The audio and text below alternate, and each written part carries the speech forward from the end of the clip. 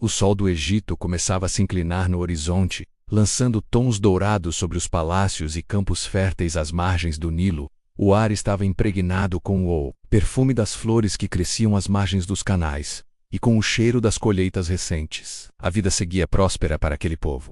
E no coração desse reino, José ainda ocupava lugar de honra. Agora, com 110 anos, seu rosto mostrava as marcas do tempo. As rugas contavam histórias de lágrimas, de lutas e de vitórias. Seus olhos, porém, ainda brilhavam com a mesma intensidade de quando, décadas antes, interpretara os sonhos do faraó. Ele havia guiado o Egito e também sua própria família por tempos de fome e abundância. José vivia cercado de filhos e netos. Efraim, o mais jovem de seus filhos, via já os filhos de sua quarta geração correndo pelos pátios. Manassés também era pai e avô, e suas crianças brincavam ao redor do patriarca. O riso das crianças enchia os corredores da casa, trazendo-lhe um conforto profundo. Mas José sabia que o tempo de sua partida se aproximava. Seu corpo estava fraco, e os passos eram lentos. As noites se tornaram mais longas, com pensamentos voltados não apenas ao Egito, mas à terra distante de Canaã, onde Deus havia prometido fazer prosperar a descendência de Abraão, Isaque e Jaco. Sentado diante de uma janela,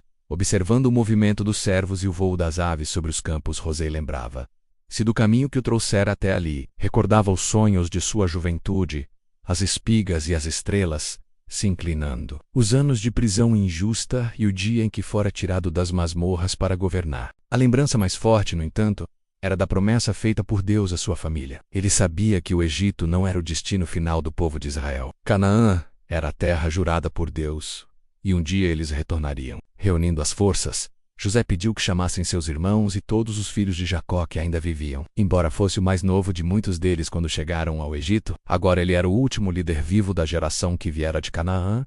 Eles se reuniram em silêncio. Percebendo a seriedade no olhar do patriarca, José começou a falar com voz calma, mas firme. "Eu vou morrer", disse ele, e um murmúrio de tristeza percorreu a sala. "Mas Deus certamente virá em auxílio de vocês e os tirará desta terra para a terra que jurou a Abraão, Isaque e Jacó." Todos o ouviam em atenção absoluta. Era como se cada palavra carregasse o peso de toda a história deles. "Quando Deus vier para nos levar", continuou José, "vocês levarão os meus ossos daqui." Não era apenas um pedido.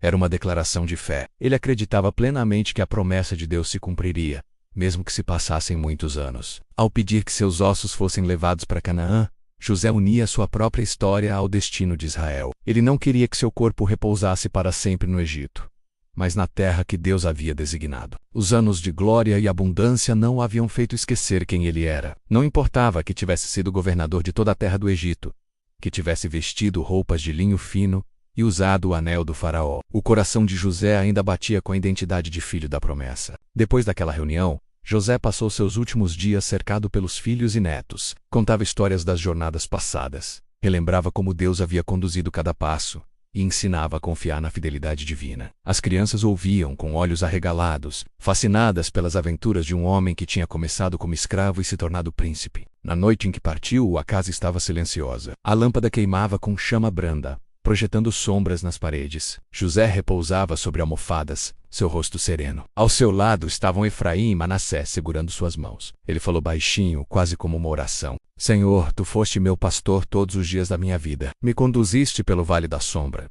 e me levantaste diante de reis. Tu cumpriste teus propósitos, e agora descanso em tua promessa." Com um último suspiro, José entregou seu espírito. Não houve grito de dor, apenas um silêncio profundo que encheu o quarto. O lamento se espalhou rapidamente pela casa e pelos pátios. Os servos choraram, os filhos rasgaram suas vestes, e o povo que o conhecia veio prestar homenagem. Embora fosse estrangeiro de nascimento, o Egito o considerava seu salvador. Seu corpo foi embalsamado conforme o costume egípcio. Ungido com óleos e envolto em linho fino, foi colocado em um caixão ricamente trabalhado. Porém, diferentemente dos reis egípcios, José não seria enterrado em suas terras. O caixão foi guardado à espera do dia em que Israel deixaria o Egito. Os anos passariam, e aquele caixão permaneceria como um testemunho visível da fé de José. Gerações nasceriam e morreriam, mas a presença silenciosa dos ossos do patriarca lembraria a todos que a promessa ainda estava viva. Muito tempo depois, quando Moisés conduziu o povo para fora do Egito,